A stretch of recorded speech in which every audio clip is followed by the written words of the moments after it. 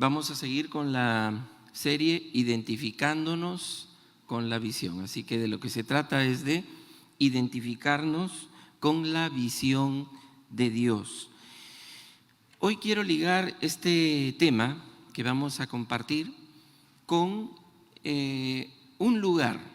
Generalmente lo ligamos a un pasaje, pero esta vez a un lugar en el que se llevaron a cabo varios sucesos históricamente importantes para el mundo cristiano hoy y por supuesto para los judíos. Me refiero a aquel lugar que nosotros conocemos como el aposento alto. ¿Se acuerdan? La tradición lo señala como el cenáculo, pero recuerdan el aposento alto. Si usted trae a la memoria el aposento alto, ¿qué recuerda? Generalmente lo relacionamos con la venida del Espíritu Santo, ¿no es cierto? Pero ese no fue el único pasaje histórico importante que ocurrió en este lugar. Hoy hay una iglesia construida, entiendo, no he ido a Tierra Santa, pero hay una iglesia que se ha construido en ese mismo lugar. Pero el cenáculo o el aposento alto nos va a enseñar hoy de qué manera podemos darle un abordaje a la visión. Y he escogido un pasaje entre muchos que tienen que ver con el aposento alto, y este está en Juan capítulo 20, versículos 19 en adelante. Se los voy a leer. Juan 20, 19 en adelante. Dice: al atardecer de aquel primer día de la semana, estando reunidos los discípulos a puerta cerrada, por temor a los judíos, entró Jesús y poniéndose en medio de ellos, los saludó y les dijo: la paz sea con ustedes. Dicho esto, les mostró las manos y el costado. Al ver al Señor, los discípulos se alegraron. La paz sea con ustedes, repitió Jesús. Como el Padre me envió así a mí, así yo los envío a ustedes. Acto seguido, sopló sobre ellos y les dijo: reciban el Espíritu Santo. A quienes les perdonen sus pecados, les serán perdonados, y a quienes no se los perdonen, no les serán perdonados.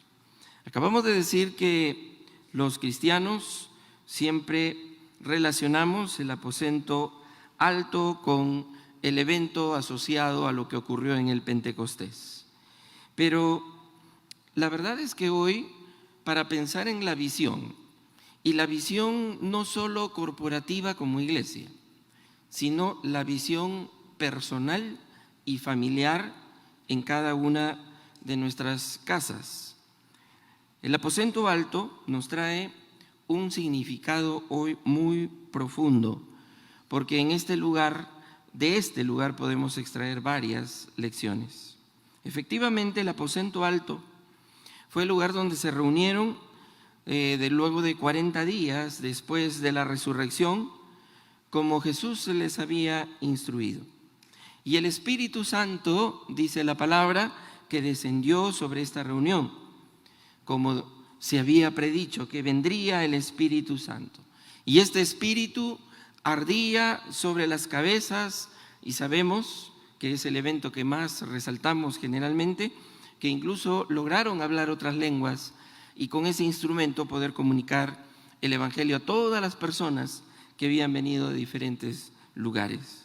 Entonces, este aposento alto era una casa de Jerusalén que probablemente pertenecía a un amigo de Jesús, que disponía de una planta baja que probablemente era usada, dicen algunos, para las oraciones, y una planta alta usada como comedor.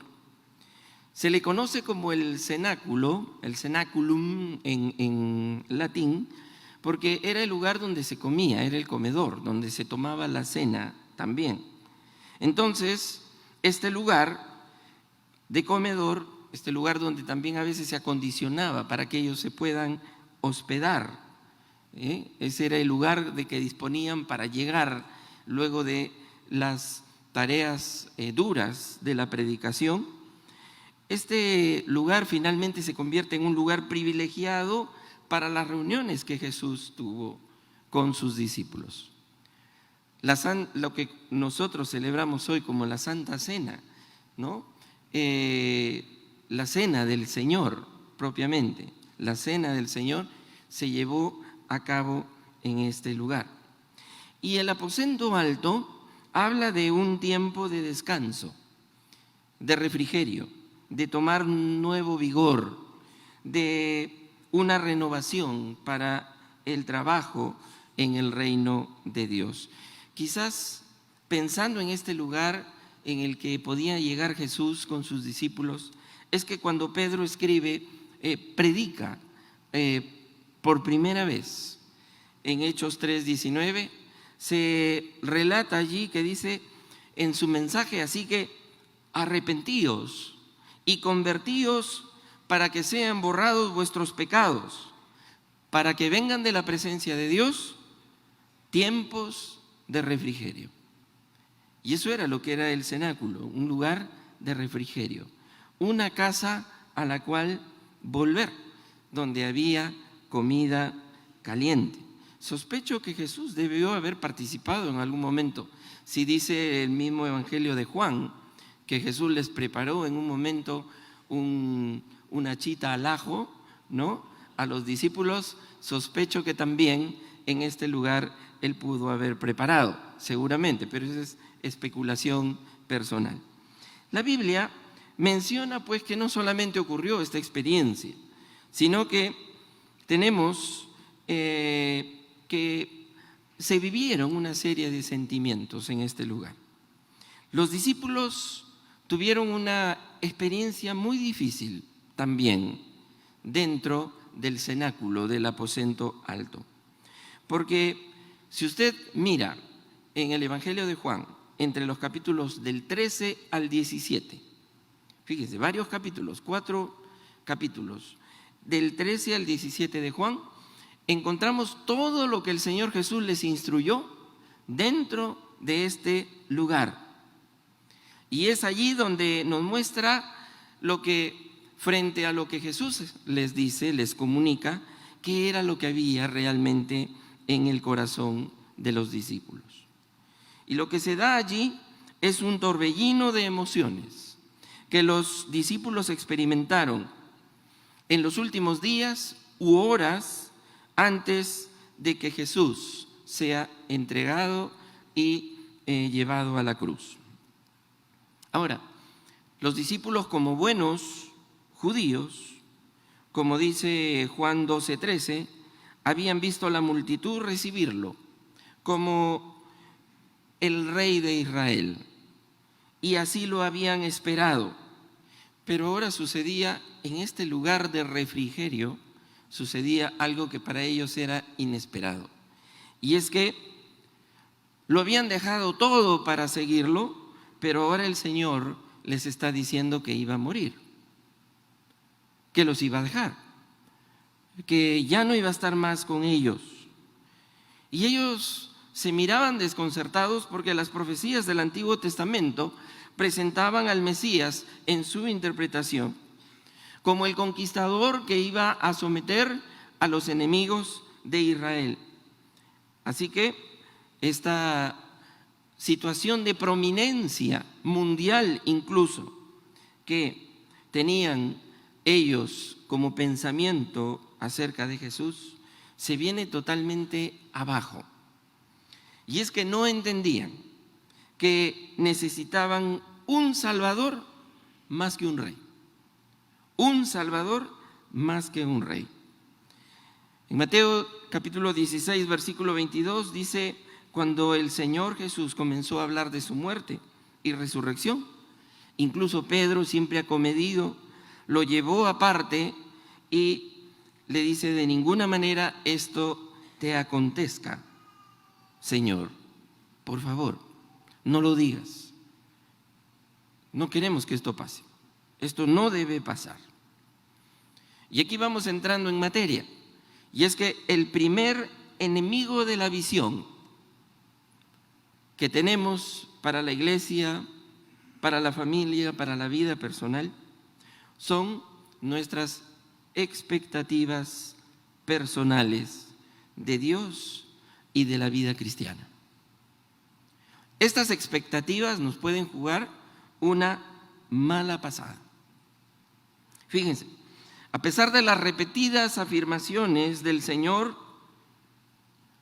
y en ellos no había cabida para el pensamiento, para la idea de que el Mesías iba a morir.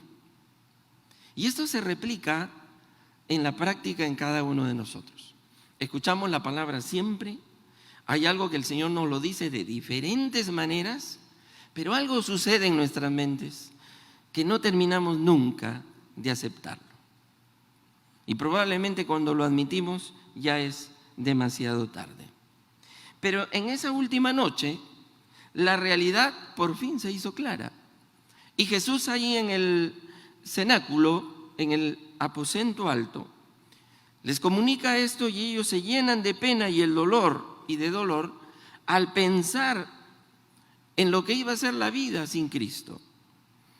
Les dijo: ahora yo les comunico esto para que cuando suceda sepan que yo soy.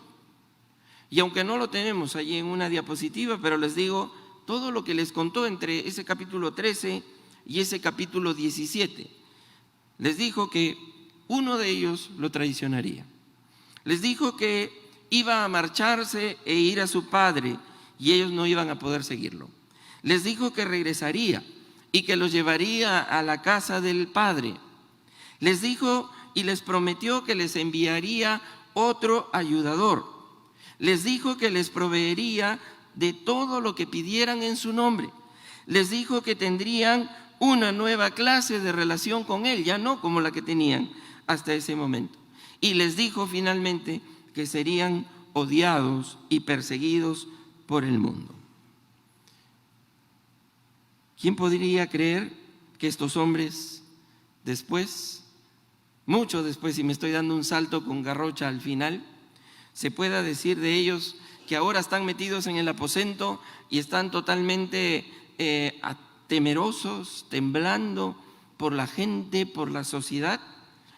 Pablo diga de ellos en Efesios capítulo 2, versículo 20, dice: edificados, le escribe a la iglesia y le dice que deben estar edificados sobre el fundamento de los apóstoles y los profetas, siendo Cristo Jesús la piedra angular. Pero no me quiero adelantar a la historia, pero miren, estos temerosos cómo tienen que cambiar totalmente. Y fue la iglesia cristiana la que se fundamenta en esta base hecha de concreto, que es el fundamento de los apóstoles.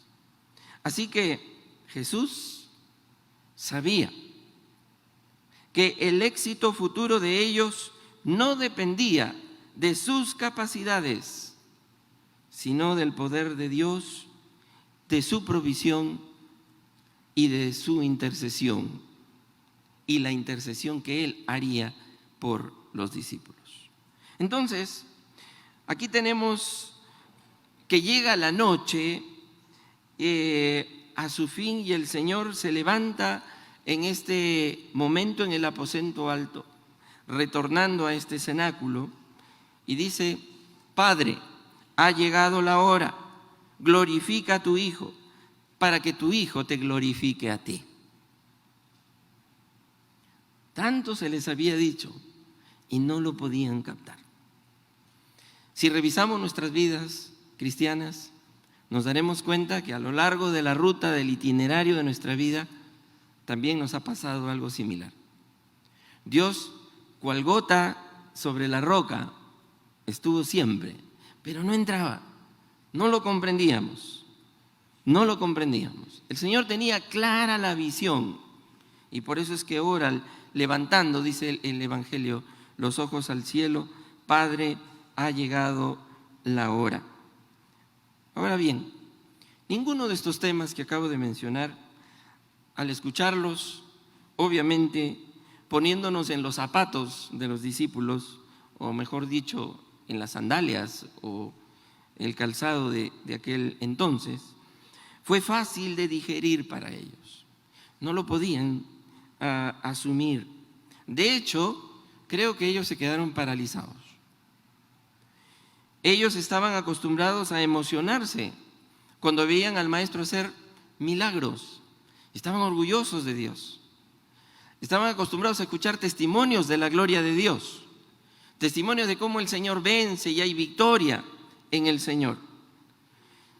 Estaban acostumbrados a verlo caminar sobre las aguas. Estaban acostumbrados a verlo alimentando con pocos pedazos de pan y de pescado a muchas personas, y de sanar a muchas personas minusválidas, con discapacidades, desde su nacimiento incluso. Ahora la pregunta era, ¿por qué es que su maravilloso reino de repente se estaba terminando? ¿Se da cuenta usted que esto que sucede en el aposento alto es algo que se replica en nuestras vidas generalmente? En ese momento la visión se nubla. En ese momento no podemos ver nada, porque lo que vemos es la circunstancia. Y esa circunstancia colisiona con nuestras expectativas. Y como estas no se satisfacen, entonces la tristeza, la depresión profunda nos consume y adquirimos una suerte de estado de sinsentido. ¿De cómo es esto? ¿Pero cómo? ¿No era que funcionaba? Yo no escuchaba tantos testimonios de cómo Dios hacía las cosas. ¿Por qué con otros y por qué conmigo no? ¿Por qué con otros y con nosotros no? Entonces los discípulos entraron en ese momento en que todos entramos muchas veces, en un periodo de negación. ¿Has estado alguna vez en tu vida cristiana en periodos de negación respecto de Dios? Decir a las personas las cosas que suenan fuerte es algo que no nos gusta, pero Jesús está sentado con ellos y les dice las cosas tal cual son.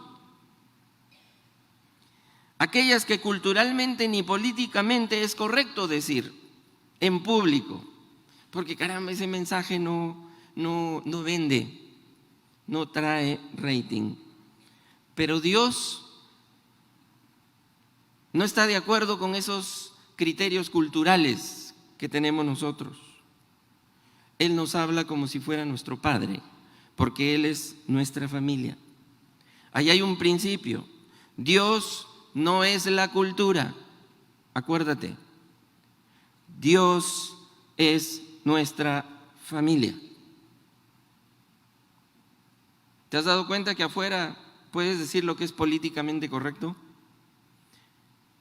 Pero cualquier padre responsable no se mantiene al margen de guiar a sus hijos y de alejarlos de las situaciones que los pueden llegar a la destrucción. Jesús con toda claridad les dice, esto es lo que va a pasar. No puede ser. Ese Pedro, como ya saben, siempre impulsivo, se lo lleva a un lado y le dice, Señor, perdón, un ratito, no sigas con eso. Eso no te va a pasar a ti. Acá yo tengo mi espada. Acá todos te defendemos. ¿Cuál es el problema? Por favor, no nos desanimes. Cambia un poquito ponte en modo ánimo, en modo positivo. Lo recomina. ¿Y qué cosa es lo que le responde Jesús? Él, volviéndose, dijo a Pedro, quítate delante de mí, Satanás. Qué duro, ¿no? Me eres tropiezo, porque no pones la mira en las cosas de Dios, sino en las de los hombres. ¿Se dan cuenta que aquí está entre líneas, entre surcos, la visión que Dios tiene para nosotros?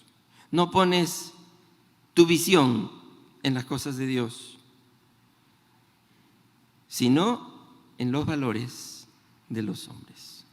Yo aquí te voy a decir las cosas tal cual son, no como nos gustaría escucharlas. Bromeábamos un poco en el equipo pastoral con el pastor Javier. Decíamos que el mensaje de la semana pasada había sido directo a la vena. ¿Se acuerdan? ¿Sí? El Señor nos habló, pero así, claro y pelado, directo a la vena. Yo, pensando en esto, decía, ¿de qué nos sirve a nosotros hacer hoy un mensaje que, como decía un pastor, no es un mensaje, sino solo un masaje? Para que todos salgamos con, ay, qué lindo habló, ¿no?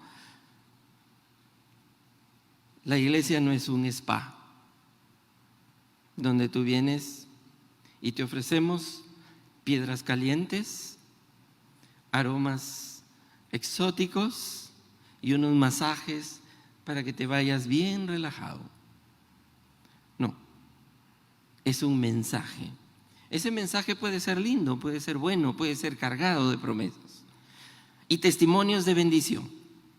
Pero nunca un padre en una casa y en una familia deja de decir las cosas tal cual son. ¿Se han dado cuenta que hoy en el mundo de las redes sociales, sobre todo con los que son parte de nuestro grupo de amigos, ya no queremos decir nada a nadie? Todo es like, carita, emoticón, dedito, porque no queremos confrontar a nadie. No es eso culturalmente correcto. Ay, ¿cómo vas a decir una cosa así? Bueno, no estoy animándoles a ser violentos en Facebook, por si acaso, pero lo que estoy hablando es de otra realidad. Lo que les dijo Jesús es, vamos a hablar de temas embarazosos aquí. Porque el Salmo 51:6 dice, he aquí, tú amas la verdad en lo íntimo. O sea, no es para redes sociales, ¿ah? Tú amas la verdad en lo íntimo y en lo secreto me has hecho comprender sabiduría. Así que, queridos papás, mamás, estamos en casa, estamos en familia. La iglesia es la familia de familias en Cristo Jesús. Esta instrucción dolorosa se da en la primera experiencia en el aposento alto. Ahí Pedro trata de negociar con Dios. ¿Acaso no hemos tratado de negociar con Dios muchas veces? Quizá como Pedro, Señor, los que somos un poco creativos, no, Señor, yo creo que podría ser de esta manera. No tiene que ser así, tiene que ser de esta otra. Y las noticias que allí se reciben obviamente no eran fáciles de escuchar, pero es absolutamente necesario, porque nunca podremos tener una segunda experiencia del aposento alto sin la primera. Por eso es que si se puede hablar de una experiencia especial en el aposento alto ligada al Pentecostés y a la venida del Espíritu Santo, es porque hubo esta experiencia primera. Es decir, el aposento alto tiene dos situaciones que nos incumben en nuestra vida.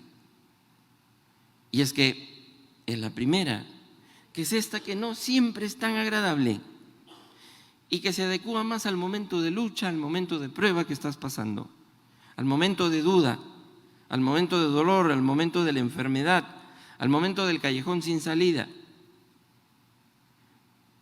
para que haya la segunda. Primero hay que aprender en la primera, porque la experiencia del aposento alto no es algo que ocurre una sola vez. Crean, siempre ocurre, vuelve a repetirse. Yo no sé si estás en tu aposento alto, ¿no?, de Pentecostés, o estás en este momento en tu aposento alto de dolor, de tristeza, de depresión. La primera experiencia del aposento alto en el encuentro con Dios fue donde ellos tenían que revisar su corazón, donde tiene que llevarse a cabo este experimentar de cosas que Dios nos dice directamente para corregir, para enmendar el rumbo de la vida y ser de bendición. El que quiere venir en pos de mí, niéguese a sí mismo, tome su cruz y sígame. ¿No hemos estado predicando la semana pasada sobre la cruz? No es ese evangelio de spa que hoy se predica, de prosperidad. Trae dinero que el Señor te va a dar 10 veces más. Ese de si vienes al Señor vas a ser sano, sí o sí. Si vienes al Señor vas a tener esta serie de beneficios. Un evangelio mercantilista. No, el Señor cual Padre te dice, ¿sabes qué? Nos sentamos a conversar. ¿Sabes qué? No nos alcanza. Vamos a hacer los ajustes. Ya no hay salidas. Ya no vas a ir al chifa. Vamos a tener que ajustarnos. Vamos a tener que corregir esto. Papás, ¿no hacemos eso siempre?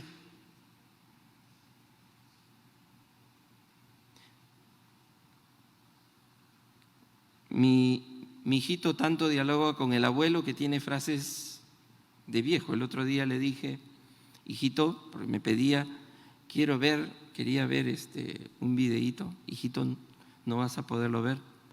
Y yo le dije, ¿pero por qué quieres verlo? ¿Y saben lo que me contestó? Así es la vida. ¿Yo qué? A los 3 años me dice que quiere ver algo porque así es la vida. Interesante. Me dejó totalmente desconcertado. En vez de eso, ¿qué cosa es lo que le dijo Jesús a Pedro? Pedro, el que le dijo, yo voy contigo siempre, yo no te voy. Todos estos te pueden dejar. Yo, no, olvídate. Conmigo tienes un siervo asegurado, leal, que nunca falla. Jesús le dijo, de cierto te digo, que esta noche, antes que el gallo cante, me negarás 3 veces. O sea, esas lealtades que nosotros proclamamos, cuando no están asistidas por el poder de Dios, se caen. ¿Estás experimentando lo que sucedió en el aposento alto la primera vez? ¿Ah? ¿Hay cosas en tu vida que sabes que no son agradables a Dios? Pues Juan 14, no podemos leerlo todo, pero nos deja claro que Él quiere tratar con esos elementos de nuestra vida con los que Él va a tratar sí o sí, porque Él quiere sacarte de la senda del desánimo o del confort, del cristianismo cultural. Tanto así que el Señor le dice a Pedro, sé que me amas, Pedro, sé que me amas, pero hay planes en tu corazón que no son y que no están en los planes de Dios. Te estoy confrontando ahora porque no deseo que esos planes que tú tienes se conviertan en algo que tú creas que te van a satisfacer. Tengo cosas mejores que esos planes que tú tienes en mente. Deja tus planes. Si nosotros somos honestos, deberíamos admitir que tenemos la costumbre de mantener y guardarnos algunos planes, algunas visiones que no son las de Dios, nuestras propias expectativas de la vida cristiana, de la iglesia, de Dios, y están allí en zonas escondidas en nuestro ser. A veces deberíamos intentar compartirlas con algún hermano maduro, porque eso nos podría ayudar para que el Señor nos hable, nos dé un consejo y el Señor te diga algo especial que te haga entender que esos planes y esas visiones para tu vida, tu familia, para la iglesia, no son las que corresponden.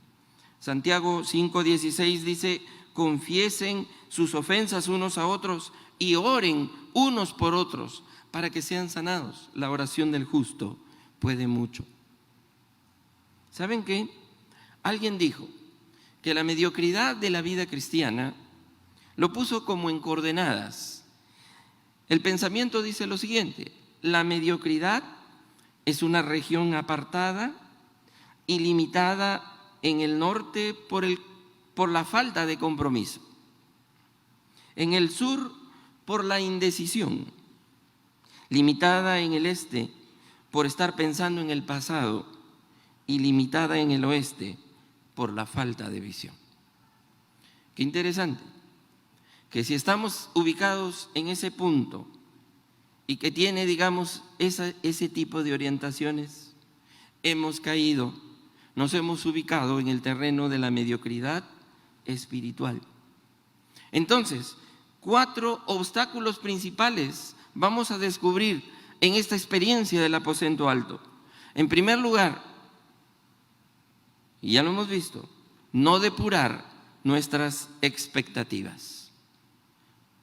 Hay que depurarlas y alinearlas con el Señor. En segundo lugar, no entender la naturaleza de la visión de Dios. En tercer lugar, no entender, no reconocer el precio de la visión. Hay un precio que pagar, negarse a sí mismos. Y no saber los principios que conforman la visión. ¿Cómo podemos dejar atrás esa región de la mediocridad que no se compromete con nada? Si ya hemos depurado nuestras expectativas, entonces lo que necesitamos es entender la naturaleza de la visión. Una de las causas más grandes que hace que fallemos cuando estamos en búsqueda de la visión de Dios para nuestras vidas, ¿sabes qué, querido hermano? Es el hecho de que no podemos identificar cuál es el objetivo de Dios para nosotros. Y si no identifico el objetivo, ¿cómo sé? ¿Cómo sabría yo? ¿Cómo puedo saber si estoy acertando? Mucha de nuestra frustración y depresión viene de no saber si estamos logrando un avance, si estamos avanzando o retrocediendo, porque no conozco cuál es la visión de Dios. Voy a ponerles un ejemplo. Imagínate que yo, como pastor, te abordo y te digo, quiero tener una conversación contigo. Y yo te digo, vamos a reunirnos. Tú vas a decir, bien, pastor, ¿y a dónde? Y yo te contesto, en cualquier parte. Y tú me preguntas, bueno, pero ¿y cuándo es que quieres que nos reunamos? Y yo te digo, a cualquier hora. Si te digo una cosa de esta naturaleza, ¿cuáles son las posibilidades de que nos vamos a reunir realmente? Si no hay hora, no hay día, no hay lugar. Tú dirías, bueno, ¿me está mandando al desvío? ¿Qué cosa le está pasando? ¿Ok? Si le preguntamos a mucha gente, ¿qué es lo que vas a hacer con tu vida? Incluso a los cristianos, ¿cuál es tu visión de tu vida? Generalmente se reciben respuestas como esta. Bueno, la verdad es que estoy decidido, voy a construir una casa. Yo quisiera tener, por último, mi automóvil. Mi visión es tener una familia. O quiero llegar a casarme, o quiero tener hijos. Yo quiero llegar a abrir un restaurante algún día. O no sé, pues yo quiero triunfar en la radio para ganar mi primer millón o algo parecido. Pero a veces nuestras respuestas son incluso más espirituales. Mi visión es ganar la ciudad para Cristo. Mi visión es predicar el evangelio a toda criatura. La visión de mi iglesia es ser una familia de familias, conocerlo a Él y darlo a conocer. Que nuestra visión es preparar a la gente para la obra del ministerio. Pero ninguna de estas respuestas anteriores son tu visión personal. Todas son misiones. La visión y la misión están siempre bien estrechamente relacionadas, pero no son la misma cosa. Son completamente diferentes. Pero realmente, ¿qué es lo que tú ves? ¿Qué es la foto de la voluntad de Dios en lo que tú quieres, en lo que Dios quiere que tú te conviertas? La gente falla porque ellos no saben en qué quieren tener éxito. Y se falla en cumplir la voluntad de Dios porque no se sabe en qué Dios quiere que tengamos éxito. No, pero la palabra dice en Marcos 16:15 que hemos sido llamados para ir y predicar el evangelio a todas las naciones. Ok, Esa es la gran comisión. Y digo comisión. ¿Por qué co-misión? Porque es una misión corporativa, es una misión conjunta. ¿Ok? Esa es la visión que Dios le dio a la iglesia en general, que Él instituía. Pero, ¿qué Dios tiene para mí? ¿Qué Dios tiene para ti? La visión es una dirección distinta o enfoque diferente para poder cumplir una misión. Es como la huella digital. ¿Ustedes creen que aquí alguien tiene la huella digital idéntica del costado? No, ¿verdad? Es una cosa totalmente única. Así que no existe una forma única como Dios quiere, incluso ni para las iglesias.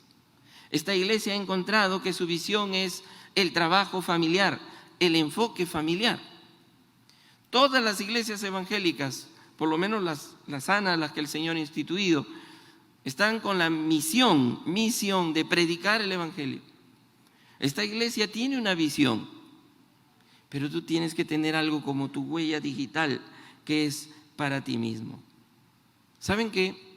Quiero identificar en este momento un pasaje que ustedes conocen, que está relacionado con el aposento alto, para, digamos, darle la última vuelta de tuerca a lo que les he querido compartir esta mañana. Y es que ustedes se acuerdan de esos dos caminantes que iban después de que Jesús ya había sido llevado a la cruz, los viajeros en el camino de Jerusalén a Emaús. Saben que algunos dicen que ellos pudieron haber estado en el aposento, asustados también, pero ellos decidieron salir, pero no una suerte de éxodo, una salida, no. Lo que ellos estaban decidiendo es huir. Y no vamos a leer el pasaje porque está registrado en Lucas 24, donde estos dos discípulos salen del cenáculo y no saben a dónde van. Y es una auténtica narración que amerita relacionada al aposento alto. Y hay tres aspectos que descubrimos allí. Frente a la cruz, todos hacemos crisis. Niégate a ti mismo, toma tu cruz y sígueme. Una iglesia en crisis ante la cruz. Eso es lo que tenemos allí. Y tenemos en primer lugar un síndrome de la decepción. Van decepcionados y desilusionados. Parece que se han quedado a la intemperie. ¿Dónde se puede esperar una solución? Ha caído la tarde del alma de estos seguidores de Jesús.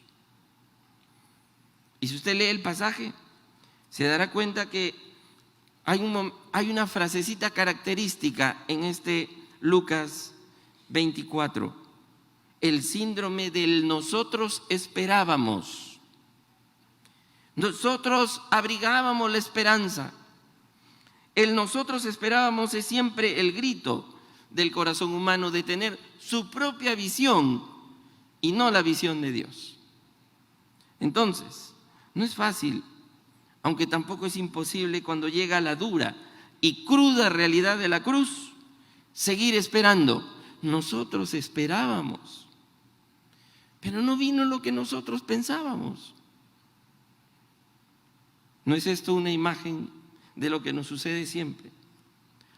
En tercer lugar, tenemos una clave, porque cuando Jesús les dice, oigan, ¿acaso no era necesario que el Cristo tenía que sufrir estas cosas antes de entrar en su gloria? Y ellos recién empiezan como en un proceso de darse cuenta, porque no se dan cuenta hasta cuando otra vez se encuentran con Él partiendo el pan. Ante la decepción, esta circunstancia del nosotros esperábamos en decepción, hay que preguntarnos esta mañana si alguno de nosotros estamos bajo el síndrome del cenáculo, el síndrome del aposento alto. ¿Estamos acaso pendientes de nuestra fortaleza? De nuestras fortalezas. No son suficientes. En algún momento se caen. Así que Tengamos cuidado cuando el cristianismo nuestro está fundamentado en un mero entusiasmo. ¡Ay, qué lindo! Miren cómo estamos haciendo esto y lo otro. Miren qué lindo. Porque en algún momento viene la cruz y vienen las noticias. Y allí es donde se prueban los corazones. Querido hermano, para concluir, quiero decirte que estamos llamados a conquistar la cultura hoy.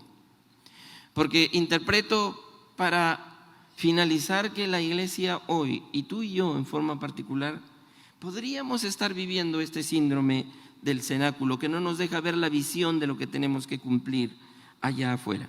¿Se acuerdan de Josué? Cuando se le da el momento en que Moisés lo está dejando, le dice Dios, esfuérzate, sé valiente, pero cuando recién asume, otra vez le dice, mira que te mando que te esfuerces y seas valiente. Es decir, seguramente Josué se tuvo que haber preguntado, ¿por qué se necesitará tanta fortaleza y valor para este trabajo? Es que el nuevo trabajo para Dios está requerido de valor, porque no es fácil. Así que espero que Dios haya creado un descontento hoy en nosotros, de no quedarnos con lo que tenemos, en primer lugar. Y en segundo lugar, recuerda que la visión de Dios va a poner a prueba tu valor y tu confort. Eso es verdad, porque estamos llamados a edificar la cultura, porque hoy la cultura está a la deriva. Hoy lo que tenemos y las redes sociales que promueven una ilusión de comunidad que no es genuina, pero sobre todo una cultura allá afuera que está conquistando a la juventud y a toda la sociedad a través de la farandulización de los debates.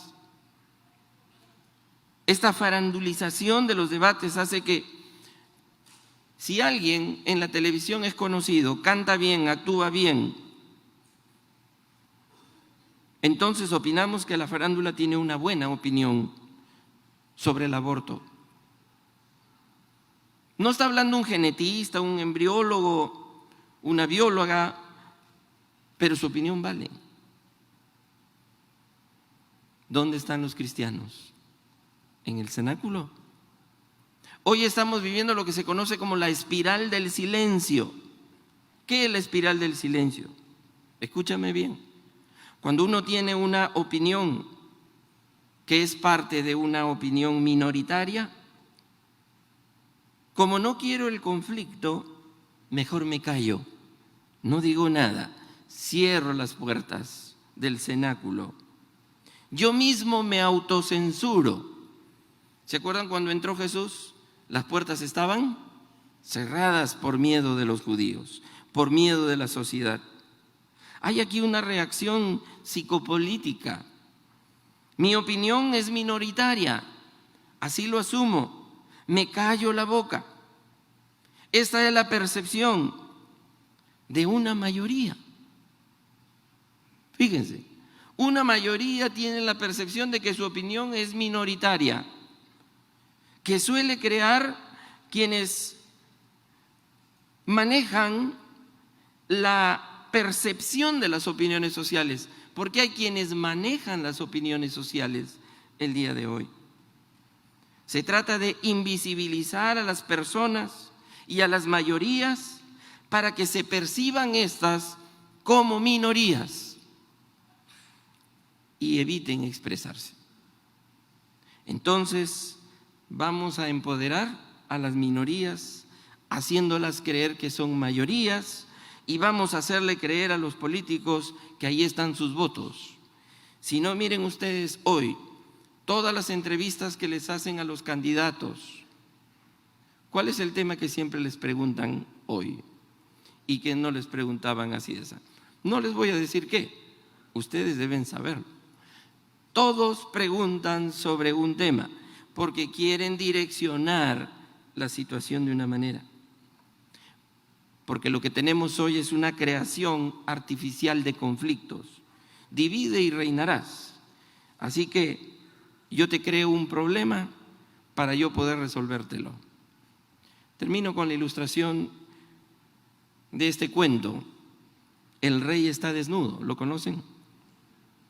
Hace muchos años vivía un rey que se preocupaba mucho de su vestuario. Y un día oyó a Guido y Luigi Farabuto decir que podían fabricar la tela más suave y delicada que se pudiera imaginar. En esta prenda añadieron que tenía especial la capacidad de ser invisible para cualquier tonto o incapaz, porque solo los tontos e incapaces no la veían. Por supuesto, no sabían, no había prenda alguna, sino que los pícaros hacían lucir que trabajaban en la ropa, pero estos se quedaban con los ricos materiales que solicitaban para tal fin. Sintiéndose algo nervioso acerca de sí, el rey envió primero a 2 de sus hombres de la mayor confianza a verlo y les dijo: mírenme. Evidentemente ninguno de los 2 admitieron que eran incapaces de ver la prenda y comenzaron a decir: pero rey, qué bello vestido, qué lindo, qué fino. Nunca habíamos visto una cosa así. Los estafadores hicieron como que le ayudaban a ponerse la inexistente prenda y el emperador salió con ella en un desfile sin admitir que era demasiado inepto. Nadie quería admitir que era demasiado inepto o tonto como para poder verla, como para no poder verla. Toda la gente del pueblo alabó enfáticamente el traje. Todo el mundo dice: qué lindo vestido del rey. La opinión social: nadie quiere quedar mal. Hay que decir lo que está a tono con la sociedad. No te vayas a mostrar como cristiano. Hasta que un niño, porque hay que ser como niños, dijo: oigan, el rey está desnudo. Ese era Lian, pero es bien inteligente. La gente empezó a cuchichear la frase y claro, nadie quería decir nada. Y el emperador lo oyó, el rey, y supo que tenía razón. Y abruptamente terminó el desfile. Es un cuento de Hans Christian Andersen. Cuando no tenemos la visión de Dios, nos van a poner cualquier visión y vamos a decirle a la gente: oh, qué lindo es. No, sí, yo también estoy de acuerdo. Nadie se va a atrever a decir que el rey está desnudo si es que no tiene clara la visión de Dios. Oremos. Señor eterno, permítenos ver, que se caigan, Señor, las escamas de nuestros ojos para mirar cuál es tu visión para nuestra vida personal, para nuestras familias, para nuestra existencia en general.